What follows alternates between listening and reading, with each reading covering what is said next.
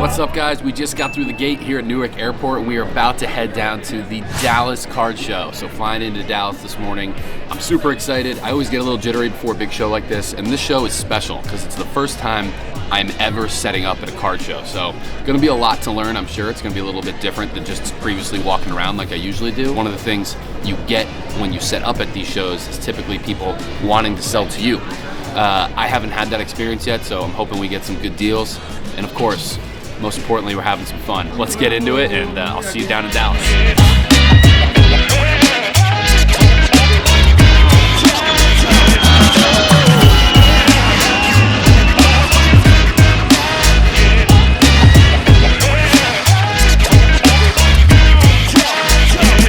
All right, so we landed in Dallas. We picked up a friend, K-Love, in the building. You guys know Kev from the TikTok show. It's about a half hour from here to the convention center. We made it to Dallas, baby. Let's go. Have you been to Dallas before? No, only Houston. The great Lone Star State of Texas has always treated me well. All right, guys, so we just got unpacked at the hotel room. Now is setup time for dealers. So we've got some time to go get our banners set up, get our display cases out, price all the cards, make sure we're good to go. Let's go down there, see what we can get.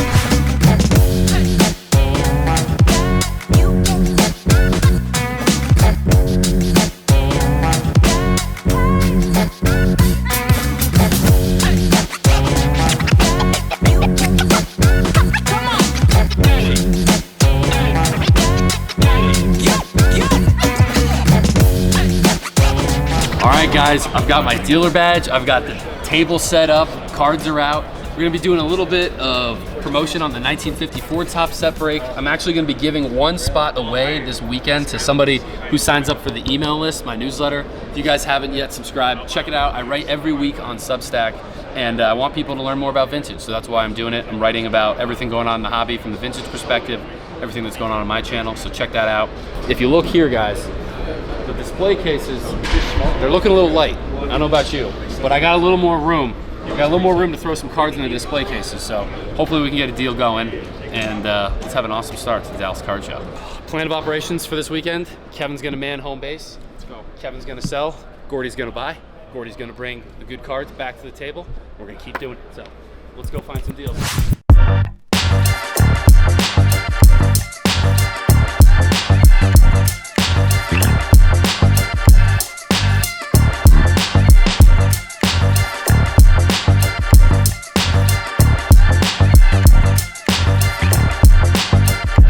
Oh yeah, so this was my pickup I just picked up. I got two mantles, a 58 All-Star mantle. This is good stuff for the display case. 66 mantle, and a little Pete Rose. How's everything been? Good, it's my first time setting up at a show today. I'm all the way in the furthest back right corner possible. Okay. You can see my little picture all the way back right, but. I don't know if you're gonna sell a full 1953 top set break here, but no. you're always slinging. Yeah. The 1980 Rickey Henderson rookie card is one of the most condition-sensitive cards in terms of like the scrutiny of which PSA grades these. Because if this were to be in a perfect Gem Mint 10 condition, this card would be worth anywhere between $100,000 and $150,000. But I can see there's a little nick on that top right corner, which means it wouldn't be a 10, which is why obviously he's got it priced right. But it's crazy that a card just in a little bit different shape could be literally worth six figures. So this is pretty interesting, guys. Beckett, who has always been kind of a name synonymous with the hobby, their grading has kind of fallen off. People are really only interested in PSA and SGC for vintage. So anytime you find these Beckett slabs, sometimes there's really nice cards just sitting in an old Beckett slab. So there's a big part of me that actually wants to break this card out of the case and either sell it raw or get it resubmitted at PSA or SGC. But for the price tag, I think it's worth it. So I like this deal. Came over this corner because what was it, last show there was a guy that was selling Jordans right there, but dude, this is an actual treasure seeing this. Good discounted price because we're good people. We could actually terminate you on the internet with one click, so that's the man. We just go, you know what this is? You know? Nice to meet you. I've seen you before. Do a bunch of dumb yeah, man. I am in no way, shape, or form involved, but we do expect a discount from my good friend here. Boston Sports Cards? Yeah. That's the name? Very cool, man. So what were you interested in? It all, essentially. All of Actually, it? Damn, man. Well, let's get into it. I would love to Why do don't you it. guys just flip for the entire thing? I mean, if I were to sum up this number right now for you, and I was to basically show you that number at 90%, I think I would be in the green enough across the board. I don't know how familiar you are with. Do you do a lot of high-end vintage stuff or no? Yeah, that's like the majority of like what Okay. we do is.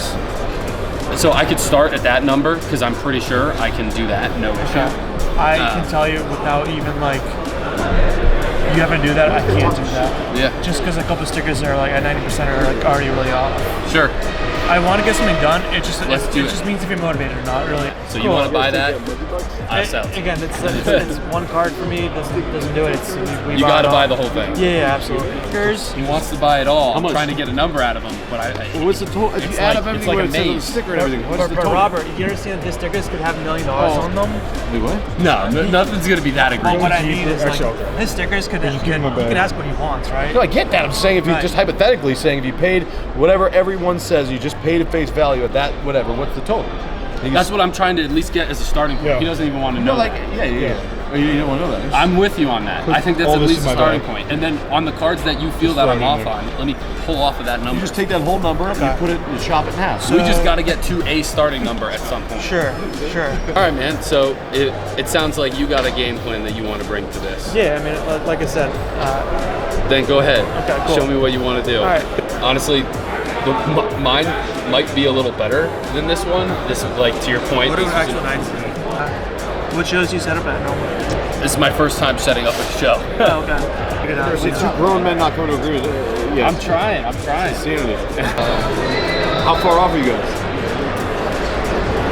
I think far. Like miles or like? Hey, I'm right, sorry well, we couldn't I mean- get a deal. It was fun talking to you. Yeah, nice to meet you, sir. It was good meeting you, man. No, I don't know what I was doing. Okay. It's nice meeting you. Pleasure, sir. Nice to meet you. Enjoy. What's up, JB? Take care, everybody. On live stream. This is my first time. Can we talk about how absurd that conversation just was? I couldn't even understand where he was trying to start from. He was trying to like make me want to. I don't even know. I'm confused. All right, so about 5 o'clock now. After that very strange, I'm still trying to process whatever happened. That guy saying he's gonna buy it all. I'm on the main show floor. It's 5 o'clock. Dealers are starting to set up. I'd like to make some deals. Dude, let's do it. I like it. I didn't know that Pee Wee Reese card existed. This is really neat. A 1943 Pee Wee Reese. I got a deal done for a complete set of 1964 Topps Giants, and they're in really, really nice shape. It looks like what the collector did was basically grade out some of the big names. You've got the Mays, Aaron, Mantle, Koufax, all of this stuff graded. And it's a complete set of 64 Topps Giants. It's a fun set. You get a lot of Hall of Famers, and what's neat is on the back of these cards will kind of show like almost like a newspaper article style history of the player. It's a really, in my opinion, underappreciated set. There's a lot of history attached to it. Tons of good Hall of Fame names in this set as well, may I add. Look at that, man. You got Elston Howard right there, Joe Torre, who's that? Warren Spahn. So tons of good names that he didn't even decide to grade, but I've got the whole complete set now. The youngest and most ambitious kids I've met in the hobby. This kid's owned more 52 mantles than I have, and he's 15 years old. How old are you? 15. 15 years old. Pretty amazing. If it's tails, I'm selling this mantle for $59.50. If it's heads, it's $58.50. All right, guys, here we go. Oh, bro, that's. Oh my God. Where's it going? Where's it going? Oh my God. Oh my God, this is suspense! Tails, baby! $59.50. All right. Day one is in the books out here at the Dallas Card Show. Won an extra $100 on a coin flip. That was pretty cool. We were out here with an internet celebrity. That was an interesting interaction. And then was able to get a couple of smaller deals done, get my sense for the floor. We set up the table. It's our first setup show ever on a national stage. And I think tomorrow we're gonna have a lot more people in the building. Tonight was kind of mostly dealers, so kind of getting stretched out, feeling a little better, feeling a little ready to rock and roll for tomorrow. But day one of Dallas is in the books. I'm getting tired, man. It's time to go up to the hotel room, nap it out. I'll see you guys tomorrow. We're out here at day two at the Dallas Card Show, and today is going to be a big day. Friday, open to the general public. Yesterday was a little bit more of the dealers, the VIP night. Today is a big day for me. I'm going to be hoping to be buying a lot. I'm hoping more people come out over to our table. We have a great day, so let's get it going, guys. Day two at Dallas. Let's rip it.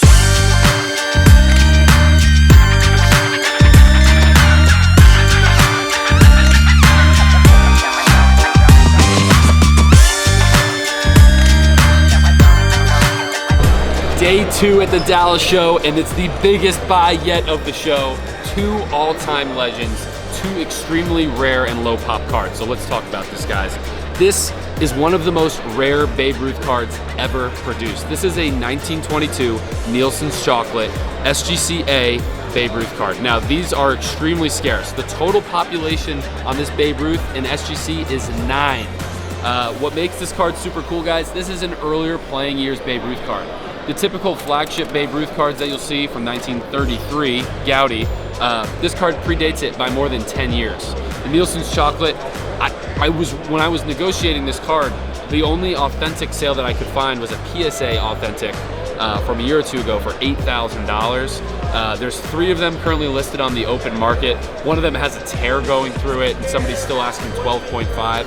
I'm able to ask on this card $7,500. I think it's one of the best deals that I've made at a card show in a long time, and the fact that it's a great Bambino, that's super cool. The next big piece, 1922. This is what's known as Ty Cobb's only error card. If you see the front of the card, they actually misspelled his last name, Ty Cobb. It's a 1922 American Caramel card. It actually looks quite similar to the Nielsen's Chocolate card, but they are different. This was a style from the 1920s. You'll see the back on both of these cards as well. The Cobb presents very well on the back, no back issues. The reason why the Ruth got an SGCA is that you will see a little bit of surface damage right here on the card. But overall, man, these cards just showed up at the Dallas Card Show yesterday, and I was one of the first people that got to take a look at these from the person that I bought them from. So, huge deal. I love buying really rare stuff like this. Babe Ruth, I recently wrote a piece on my newsletter about. Definitely check it out. One of the most important people in the hobby. I'm Bambino bullish, baby. 1922 Babe Ruth. Really, really cool. One of my followers, the Blair Boys here, is a master blender at a really up-and-coming distillery. And he just gave me a bottle, and I love this. He signed it, the Master Blender. I love bourbon. I'm a big bourbon guy. So check out TX Bourbon. I was super nice to you, man. Thank you so much. How about this? I'm out at the show, and I wanted to tell you guys a little bit more about these Hires root beer cards. And what I love about this dealer here is that he actually has a full width tab and just the top, so I can better explain it. But in 1958, Hires Root Beer elected to use baseball cards to market their product. In the 6-packs of root beer, there was these tabs that were actually stuck right in the middle. And on the back of the card, you could rip off the bottom perforated edge and fill out your information, and you could send in a little information. I believe you were given, what was it, a book? I think you got a book. Yes. So you would send out your information, you would get a how to play book and a valuable membership card. So these are very rare to find in the full tab form.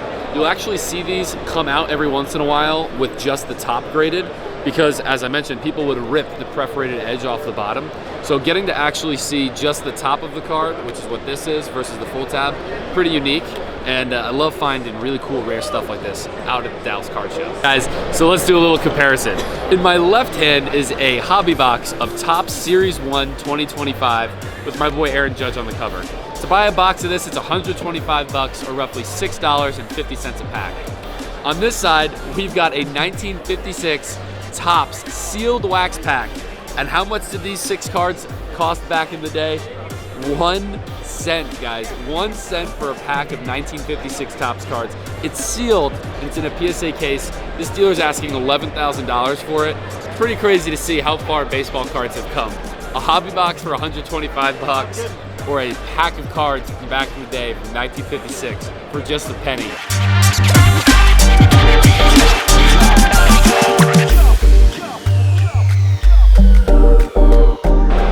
Cool. Well, thank you, man. I appreciate it. Appreciate it. All right, guys. So we got a couple cool pickups here. A 1958 Banks and a PSA 8. That's super tough to find. And then some other graded cards that I know are great for our TikTok live shows. Some Clemente, a Babe Ruth, Clemente, Koufax, and then an Ernie Banks from the 55 Banks, or 55 Bowman set. All right, what's your name, man? Charlie. All right, Charlie. So we've got a deal.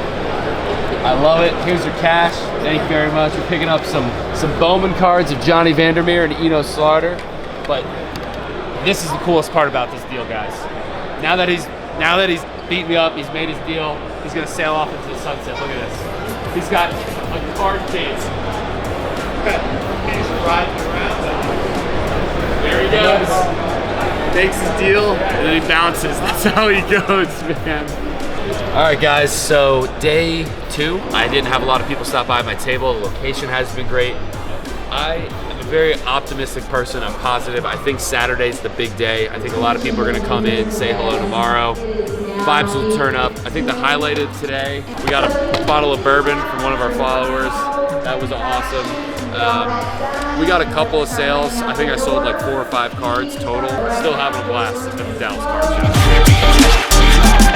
All right, guys, it's Saturday at the Dallas Card Show. Today is the big day. It kind of feels like it's been a little build up for today. Everyone's gonna come in here. Usually Saturdays at these big shows are super packed. Everyone's off of work, kids are out of school. I think the display case are gonna be humming today. So hopefully we get some deals, some people come up and say hello.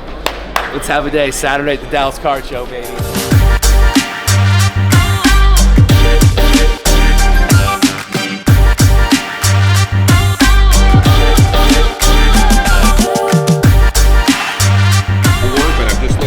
Get a little bit of cash as we go through the day. So okay, nothing insane. I'll buy. Let's see.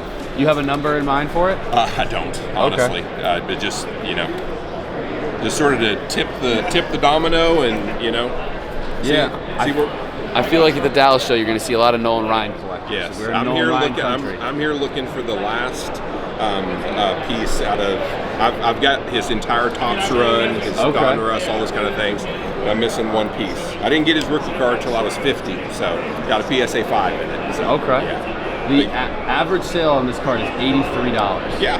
Does that sound right to you? Yeah, sounds exactly right. So, would you take $65? Can we do 70? I do 70. Yeah. Thanks, All man. right, we got a deal. 70 bucks on the Nolan Ryan. I love it. So Saturday has definitely heated up a little bit. I'm noticing a lot more people here wanting to sell to me, which is what I was hoping for. I'm looking for more deal flow in general. So just picked up a little lot here. Bench rookie in a 6, Schmidt in a 6, 53 Jackie, 53 Satchel. This is the biggest card in the lot. I had no idea this was such a big card. This is Dick Groat's rookie card. Dick Groat, I believe, is the only player to be in the College Baseball and Football Hall of Fame. I'll actually have to double check that. I'll figure it out. He's a very good athlete. It's a high number 52 Topps card in a 5. That's a really big card. And then I've got 3 of the classic rookies. Bart Starr's rookie, Unitas' rookie, and check that out, an Otto Graham rookie. I've actually owned this exact card once before. I love the centering on this card. For any vintage football fan, this is a sweet one. I'm gonna get this in the case as soon as possible, but starting to heat up a little bit in Dallas. I love it. Hey, we'll take it. Nice little Mickey Mantle walk up to the table. Goodbye SGC 15. So I'll throw it in the case for like 135. Yeah, that's pretty good. All right, guys, as we're closing down Dallas Saturday night, I landed 2 Yankee legends, a Babe Ruth 33 Gaudy in my favorite version, the red background, and then a really nice 53 Mantle PSA 1.5. Let me tell you, I've had so many guys asking me for a low-grade 53 Mickey. I'm so glad I finally found one. These have becoming really, really hard to find, especially when they look this good. The 33 Gaudy Ruth, I like it. You see it's got that crease coming right down the middle there, but overall, it's a nice looking PSA 1. I'm stoked to bring these home. It's been a good weekend for Babe Ruth and me.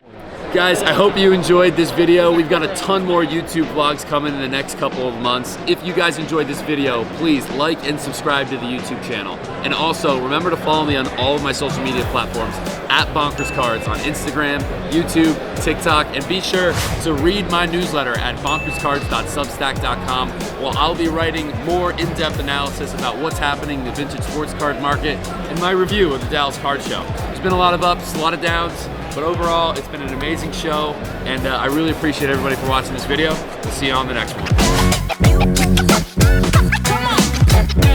one.